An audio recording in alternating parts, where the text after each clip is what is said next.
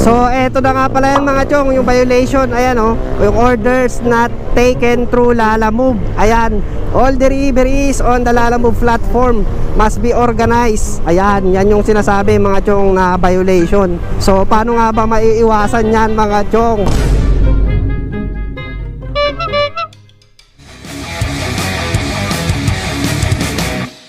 And what's up sa inyong lahat mga chong? Good morning, good morning. Yes sir, Insyong TV muli, ang inyong lingkod. So eto, babiyahe na naman tayo sa Lalamove mga chong para kumita ng pera syempre.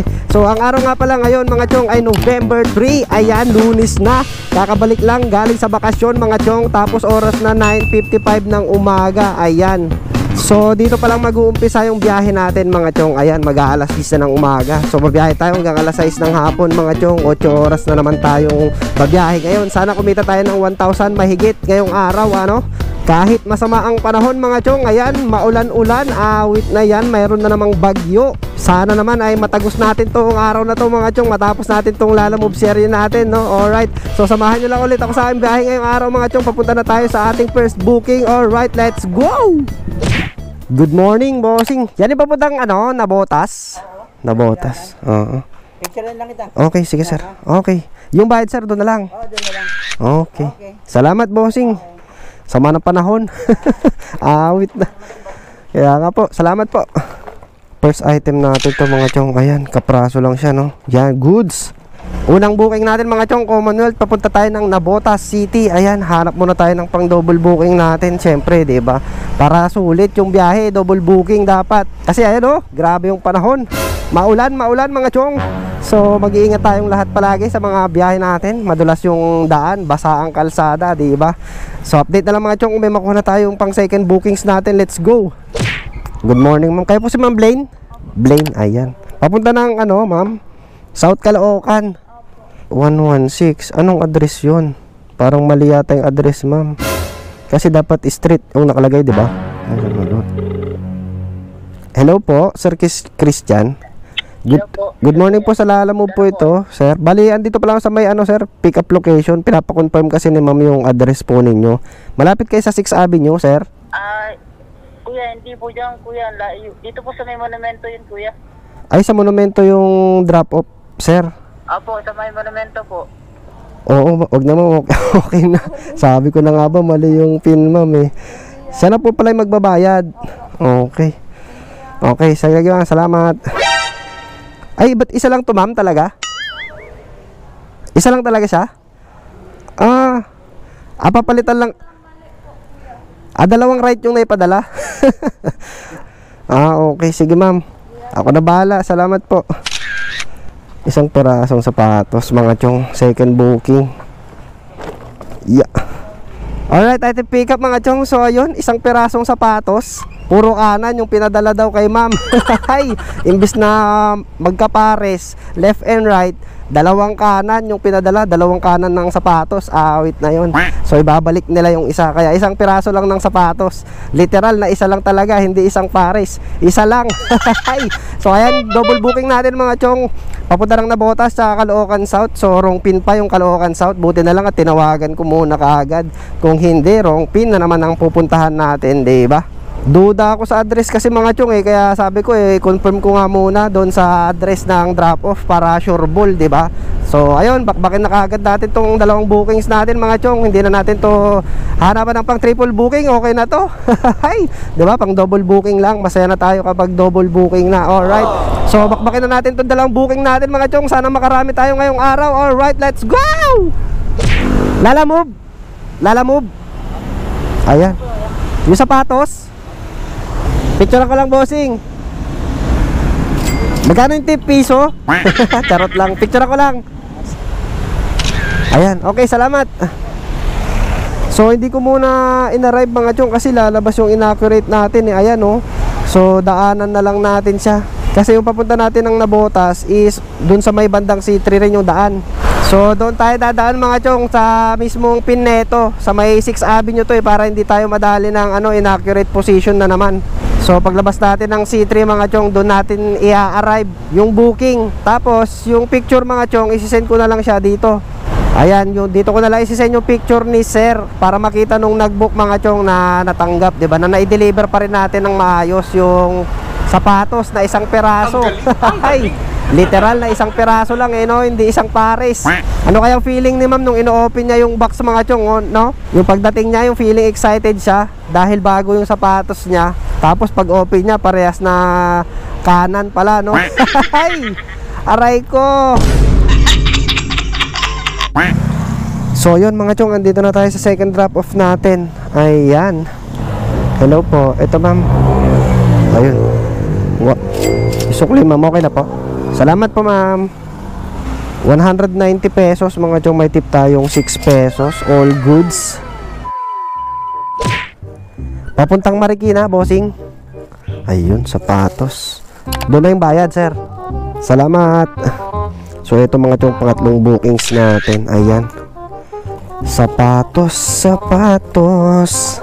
Pangatlong bookings natin mga chong, Caloocan South, papunta tayo ng Marikina. Hanapan natin ng kasabay, syempre, 'di ba? Regular booking lang 'yun mga chong. So hintay muna tayo ng pang double booking natin. All right, let's go. Ang bigat pala nito. Hello po. Hello, ma'am. Hello? Ma'am, sa Lalamove po. Ma'am, yung dito na ako sa DNC. Sobrang laki pala nung box, ma'am, tsaka mabigat siya.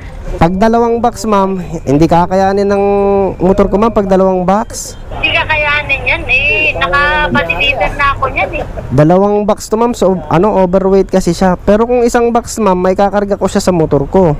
Ano na lang, ma'am, gawin nyo na lang po dalawang rider kung okay lang. Ay, 179 na yung nakabook sa iyo eh. Kung magdadalawa ako. Masyado kasi siyang malaki, ma'am, hindi kaya pag dalawa, ma'am eh. Okay, sige. Dalawang order, dalawang motor na yan. Pero, hanggang dyan na lang ang kaya kong ibayad sa'yo ha. Ano po? Hanggang dyan na lang ang ibayad ko sa'yo. Okay, sige ma'am, okay lang po kahit yung nasa presyo lang ng Lalamove. Ikarga ko na lang yung isa, ma'am. Isa lang po. Okay na, bossing? Okay, salamat. Bigat talaga. Aray. Kaya okay. Yeah. Eto pakarga natin mga chong, awit na ng bigat. Okay, yeah. So, itip na lang natin mga chong. Hingi tayo ng tulong kay sir. Kung ano. Yeah, busy kaya? Pwede pa tulong ya? Ito ya, ito. Yun. Si kuya na lang pala. Salamat ya. Yeah. Yun oh. Yeah. Isa pa ya, isa na lang. Yun. Salamat kay kuya, tinulungan tayo. Shout out. Thank you. Feeling vlogger lang, nag-umpisa. Ano lang, buhay Lalamove. Lalamove. Ha? Oh, buhay kalsada. Mga hassle sa kalsada, di ba? Pera-pera. Pera-pera lang. Basta marangal, no? Alright, item pick up mga chong. So yun, eto, isang piraso ng mga chong, box ng mga langis ng motor. Awit din, dalawang ganito yung pinapa-deliver ni ma'am. Buti pumayag si ma'am na gawing dalawang rider, tag-isa kami, no? Tapos sabi ni ma'am, hindi na daw talaga siya magdadagdag. Kung ano daw yung nasa booking, yun na daw yung pamasahe na ibibigay niya. Sabi ko, sige ma'am, okay lang, no problem yan. Kahit overweight, kasi nasa mahigit 20 kilos to mga chong eh. Tapos malaki siya. No choice tayo mga chong, no choice, ladies choice. Kaya kinuha ko, kinarga ko. Kumbaga pinakiusapan ko talaga na dalawang rider. O kaya wag maka-cancel yung booking. Kasi mga chong, ang hirap pag kinancel ko tong booking na to. Pang double booking na natin to mga chong eh. Kasi mga chong, kapag kinancel to, lalabas yung violation na orders not ano ba yun? Basta yan, ilalagay ko na lang sa screen mga chong, yung violation na yan. Pag yan yung lumabas sa'yo, yung excellent bar natin mga chong, mauubos lahat yan, magiging poor. Maraming rider, marami akong nababasa na nagpo-post sa FB group mga chong, mga kapwa natin rider. Ganun yung nangyayari. So dahil sa cancel yun mga chong, kumbaga nadaanan mo yung pick up location, tapos yung drop off is madadaanan mo din. Kaya no choice na tayo mga chong eh, kaya hindi ko kinancel. Kasi para sa Marikina, 'di ba? Yung unang bookings natin papunta ng Malanday, itong isa naman, doon lang siya sa may JP Rizal, itong box mga chong. So madadaanan natin tong itong box. Kaya hindi ko kinancel mga chong, kasi mahirap to pag kinancel natin. Yun nga, madadali tayo nung ano na yun, yung violation na yan. Baka masuspend pa tayo, baka pagsuspechahan pa tayo nila Lalamove na kinontrata natin.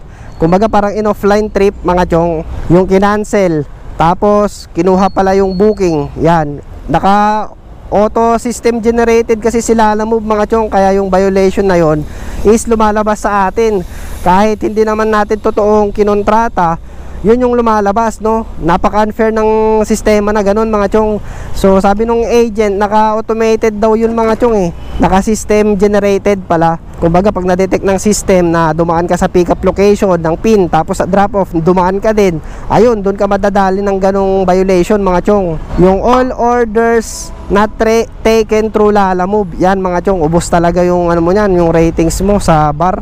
Kaya tayo, ito, kinuha natin kahit overweight at oversize siya mga chong. No choice na talaga. Kasi pang double booking natin to eh. Pero kung unang booking ko siya mga chong, kunyari, ito pa lang yung booking ko, itong box na to, ika-cancel ko to eh. Tapos, magche-change rota ako. Kumbaga, hindi na Marikina yung kukunin ko nakasunod. Para lang hindi tayo madali nung violation na yan, awit na yan. Huwag kayo iiyak. So, eto na nga pala yan mga chong, yung violation, ayan oh, yung orders not taken through Lalamove. Ayan, all deliveries on the Lalamove platform must be organized. Ayan, yan yung sinasabi mga chong na violation. So, paano nga ba maiiwasan yan mga chong? Simple lang, mag-change rota ka mga chong. Kung saan yung area ng drop-off na kinancel mo yung booking, dapat wag kang dadaan doon. Hanggat maaari, wag kang dadaan doon sa drop-off pin ng kinancel mo na booking. Kasi kapag dumaan ka doon sa drop-off point noon mga chong, ayan, dyan lalabas yan yung full bar na ratings mo mga chong. Ayan, magiging poor, mauubos yung violation. Ay, mauubos yung bar mo mga chong. Ayan, yan yung lalabas na violation kapag napadaan ka dyan sa drop-off pin at saka sa pick-up point. Ayun na, dyan nalalabas yan. Pero pag second pag second bookings na natin, kunyari kung pang double booking na natin, yari talaga tayo eh, no? Napaka-unfair kung sakali. Katulad sa akin, may una na akong booking, di ba, pa Marikina. So itong karton ng langis mga chong, papunta din siya ng Marikina. So kapag kinancel natin to, mayayari tayo kasi yung unang drop off natin sa Marikina, madadaanan natin tong pangalawang na pick up natin. Kaya goals, buti na lang hindi na cancel. At buti na lang din pumayag si ma'am na dalawang rider. Kasi kung hindi pumayag, awit na yan, mapipilitan talaga akong ikarga yung dalawang box ng mga langis. Sobrang bigat talaga mga chong aawit na yan So eto, buti na lang ganito yung nangyari. At safe tayo mga chong, di ba? Yung double booking natin is natuloy pa rin. Hanapan ko pa sana ng pang triple booking mga chong, kaso wag na lang kasi nakakainis tong itong box natin na nandito. Ang bigat-bigat niya mga chong. Pero goods lang. Nasa kulang-kulang 400 pesos din naman to itong masisingil natin mga chong papunta ng Marikina, di ba? Galing ng South Caloocan. Okay na to mga chong. So paano, bakbakin na natin tong dalawang bookings natin. Alright, let's go!